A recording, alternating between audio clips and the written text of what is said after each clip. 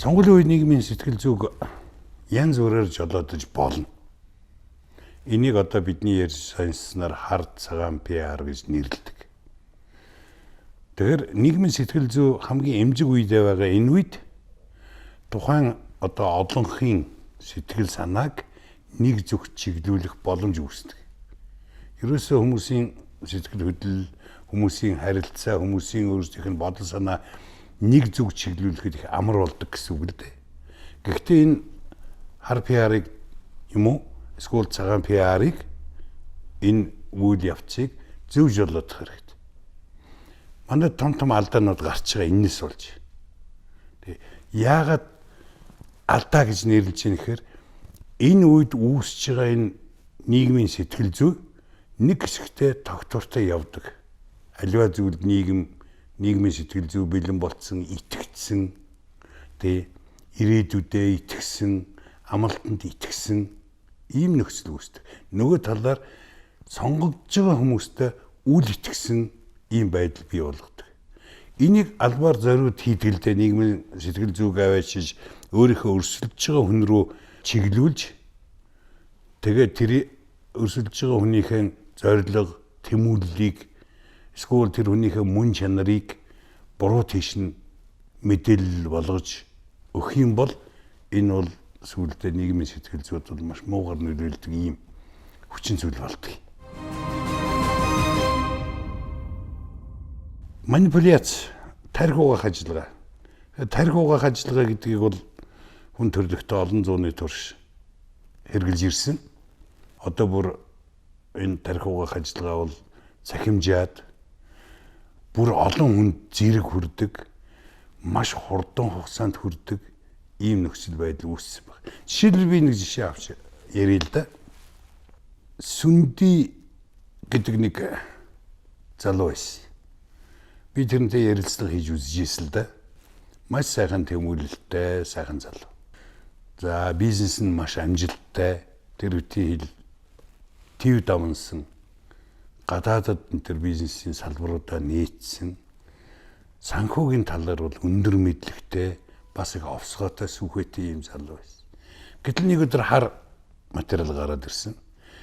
Тэр хар материал нь одоохон тунч болчимгүй хийгдсэн юм байсан л да. Жишээлбэл тэр хар материал дөнгөж эхлэхдээ жигтэйхэн аюултай дүрсээр эхэлж. Энд чинь нөгөө нийгмийн сэтгэл зүй тэрийг үзэж байгаа хүмүүсийг бэлдэж эхэлж. Тэгээ энийг хэн хийгээд байна? Яах гэж хийж байгаа? Яагаад одоо хийж байгаа гэдэг цаг хугацааны асуудал хүртэл гарч ирнэ. Өрсөлдөгч нь хийж гин гэсэн үг. Өрсөлдөгч нь заавал тэгж тийм юм хийж нийтэд цацах хэрэгтэй байна уу? Эсвэл хэрэггүй байсан уу? Энд нөгөө нэг нийгмийн оролцогч хэсгүүдийн үл итгэлцэл бий болгож тэр одоо нэг дэвшиж байгаа залууд ч байд юм уу? Тэр одоо хүсэл тэмүүлээ илэрхийлж улс орныхаа сайн сайхны төлөө ажиллая гэсэн тэр залуугийн тэр тэмүүлэлд нь тэр хүсэлтэнд саад болж. Саад болохтой ухамсартайгаар саад болж. Бүр ухамсартайгаар зохион байгуулалттайгаар. Хаа нэгэн газар нэр дэвшнэ гэдэг бодол оронгуут нь тэр бэлдсэн байсан ажиллагаагаа явуулж эхэлж. Тэгэхээр нийгмийн сэтгэл санааг ингэж өөрчилж тэр хүнд итгэлийг алдагдуулна гэдэг бол нөгөө тал нь зорилгодоо хүрч ийнэ гэсэн үг. Энэ зорилгодоо хүрсний гол үр дүн нь яаж гарах вэ гэхээр хүлээж авж байгаа хүмүүс одоо сонгогч нар тэр нөгөө залууд тэр сүнди гэдэг нөхөрт үл итгэх байдлыг үүсэж.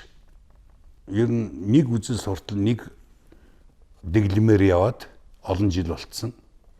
Тэрнээсээ салаад дөнгөж сая маш одоо өргөн хүрээтэй гинтхэн энэ цахим ертөнц рүү орж ирсэн. Нэг талаар хөгжил дэвшил боловч нөгөө талаар бол бид бэлэн биш байсан. Гар утас гарт нь ороод ирж байна.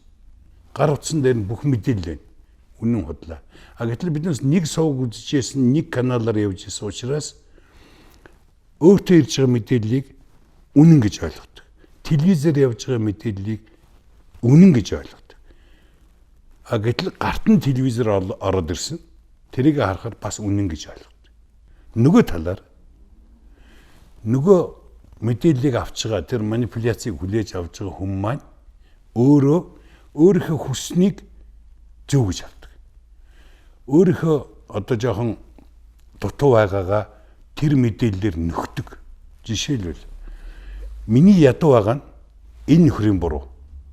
Өөрөөсөө нөгөө бурууга зайлуулж шít. Тэ. А миний одоо энэ шудраг гэдэг энэ бодол санаа энэ нөхрийнх биш вэ. Тийм учраас энэ бол шудраг бус хүн гэж хүлээж авдаг. Өөрийнхөө хүснэг сонссон юм чинь энд эргэцүүлэн бодохгүй. Тэгэхээр энэ эргэцүүлэл одоо нэгтэл дахин нэгтэл хэрвээ чамайг ятгаж байгаа бол ятгах тусам нь нэгтэл гэдэг үг сүүлийн үед нэг юу болоод нь шүү дээ. Одоо ярианы голд ороод байна. Ятгах тусам нь нэгтэл гэдгийг бол бид тэр болгон хийдэг. Ийм учраас ер нь энэ хэвлэл мэдээлэлээр гарч ирж байгаа нэгийгээ үүсгэж байгаа энэ юм бол одоо их эвгүй тийм сэтгэл төрүүлж эхэлж байгаа. Одоо энэ сүндий гэдэг залуудаар бол би харамссан. Тий. Хичнээн сайхан тэмүүлэлттэй сайхан залуу байсан. Гэтэл дараах нь хэдхэн хоногийн дараа, ердөө 2-3 хоногийн дараа тэр хар материалыг гаргаж тавьж байгаа. Энэ нэвтрүүлгийн эхлэхдээ ингээл шоронгийн одоо нөгөө дүрс, шоронгийн тор, тэгээд ингээл утаан дунд нэг тийм бүүдгэр дүрснүүд, харцгаан дүрснүүд энэ өгж байгаа бүх деталууд нийлсээр гад тэр дуу чимээ хөгжим нийлсээр гад тэр хүний нөгөө хөтлөгчийнх нь ярьж байгаа яриа энэ тэр нийлсээр гад энэ хүнийг өрөөсөөр бүхэлд нь харлуулна. Энэ бол тарих угаалтын хамгийн том жишээ. Сонгуулийн ажиллагаа энэ тарих угаалгын ажиллагаа гэдэг чинь хэрэг дээрээ одоо кино л байхгүй. Аливаа тарих угаалт эхлэхдээ нэг незаслуженный беда гэдэг буюу хийгээгүй гэмжмээр эхэлдэг. Уран сайхны киноч гэсэн тэгдэг шин. Санаж байгаа биз? Хийгээгүй гэмжим. Тэгээд тэр хийгээгүй гэмжимд өртсөн хүн гэж хохирч, туйлдж, тэр зовлондоо бүр шигдэж тэгснэ тэрнээсээ тэмцээд гарангууд ялт бий болдог ингээ уран сайхны кино жаргалтайгаар төгсдөг. Харин сонгуулийн үеийн PR бол жаргалтай төгсдөг. Бүр дуусгаад тэр хүнийг юу ч биш болгоод дэвсээд газар дор хийгээд тэгээд дуусна. Энэгээр уран сайхны киноноос өөр. Одоо өршөөлгүй гэх юм уу та?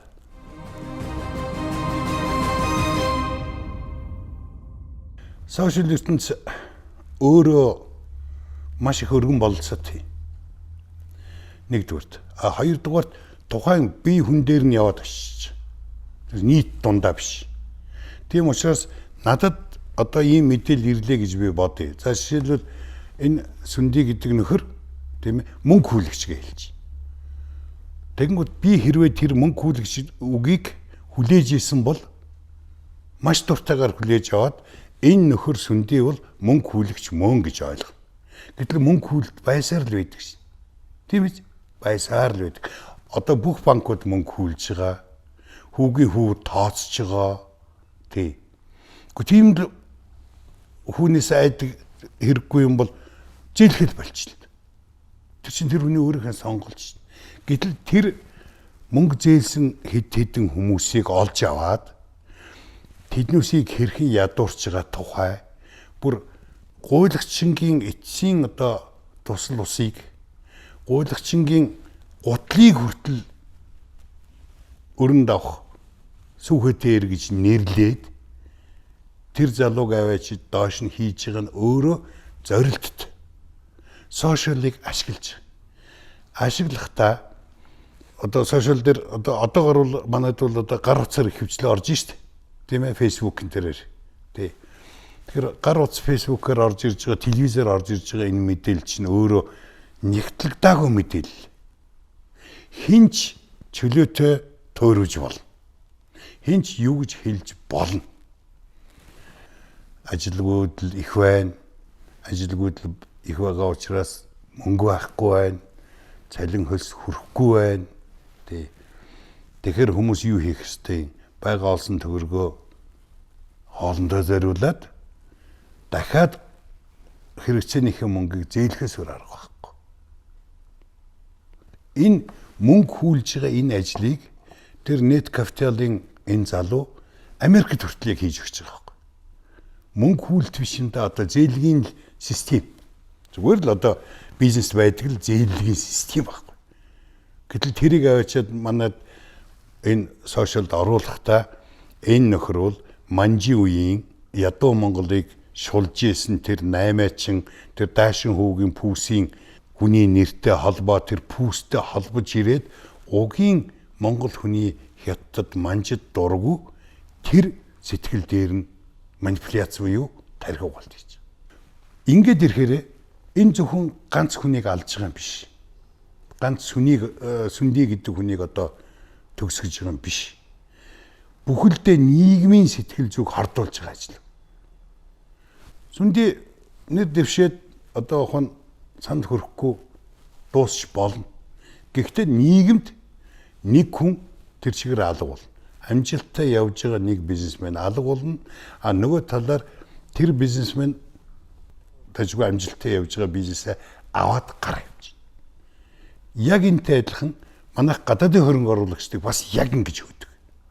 Тэгэхээр гадаадын хөрөнгө оруулагчид төвчээртэй байдаг юм уу? Яадгийн манай хөрөнгө оруулагч нар манай бизнесмэнүүд бас төвчээртэй байдаг юм уу? Хичнээн чи хулгайч, чи дээрэмчин, чи миний баялагийг над хэлэхгүй авчийн, чи энэ хойулдаж авчийн, мафийн сүлжээ мүлжээ түмэн нэрх боловч нөгөөдөл нь байж л идэг. А гэтэл бид бас тэрийгэ дагаад хөгжөөл байгаа. Биднес 2010 онд ямар юмтай байсан? Оюутлага тэгэхэд үйлдвэрлэл эхэлж ийсэн. Өөртөө хоосон шгуу ханахшгүй 2010 онд оюутлага эхлүүлсэн шин. Тэгээ биднес өнөөдөр юутай болцсон? 2010-11 онд хичнээн сайхан мундаг явлаа. Нөгөө талаар энэ PR-ын энэ хүний тарих угаах энэ үйл ажиллагааг хүний амьдралтай их муухай холбож байна. Хувь хүний амьдралтай. Тэгээд тэр хүнээ бүр муу болгохын тулд хэлэхгүй юмроо оруулж. Магадгүй хүний гэр бүлд нэг маргалтсан барьсан, нэг удаа тартур хийсэн гэтэл тэрийг олж гаргаж ирээд дэвэргээд бүтэн айлыг сүнөөж эхэлж байгаа. Нэг айлыг сүнөөж. Тэгэхээр энэ нийгмийн оюун санааг угааж байгаа, энэ эргүүлж байгаа, урсгалыг өөрчилж байгаа, нийгмийг энэ бузарлж байгаа энэ явц бол өөрөө айл гэр сүнөөн, бүр хүн сүнөөн. Тэр үеийн энэ одоо иймэрхүү юмнаас болоод амиа харлах үзэгдэлч маш их болсон.